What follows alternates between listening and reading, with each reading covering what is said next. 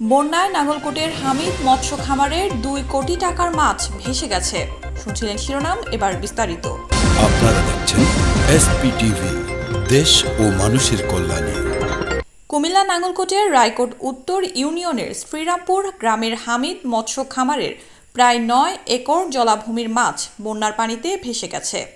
এতে প্রায় ২ কোটি টাকার ক্ষতি হয়েছে বলে দাবি করেন খামারের স্বত্বাধিকারী আব্দুল হান্নান। জানা যায়, নাঙ্গলকোটের হামিদ মৎস্য খামারের মালিক আব্দুল হান্নান দীর্ঘ প্রবাস জীবন শেষে দেশে ফিরে মৎস্য চাষ ও মৎস্য ফিডের ব্যবসা শুরু করেন। এবারের বন্যায় তার প্রায় ৯ একর জলাভূমিতে চাষ করা বিভিন্ন প্রজাতির মাছ পানিতে ভেসে গেছে। এছাড়াও সে মৎস্য ফিড ব্যবসায় বিভিন্ন খামারের নিকট ফিড বিক্রয় বাবদ ২ কোটি টাকা পাওনা আছে। টাকা পাওয়া খামারিদের সকলের খামার পানিতে ভেসে যাওয়ায় তার টাকা পাওয়ার বিষয়ে অনিশ্চয়তা দেখা দিয়েছে। আব্দুল হান্নান ক্ষতি কাটিয়ে উঠতে সরকারি বেসরকারি প্রতিষ্ঠানের সহযোগিতা কামনা করেন। আসসালামাইকুম, আমি Mohammad Abdul Hannan, Hamid poultry fish feed and মৎস্য খামারের মালিক।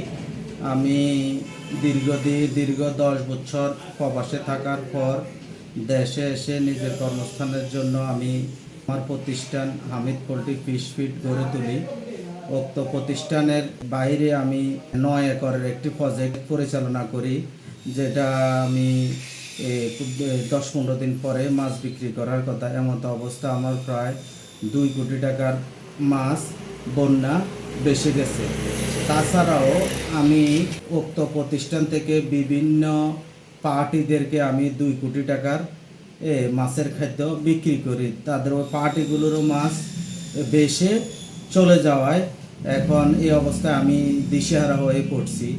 এমত অবস্থায় আমি সরকারের নিকট আবেদন করি তারা যাতে আমাকে একটু সহযোগিতা করে, আমি ওদের থেকে সহযোগিতা কামনা করতেছি। এসপিটিভি, দেশ ও মানুষের কল্যাণে।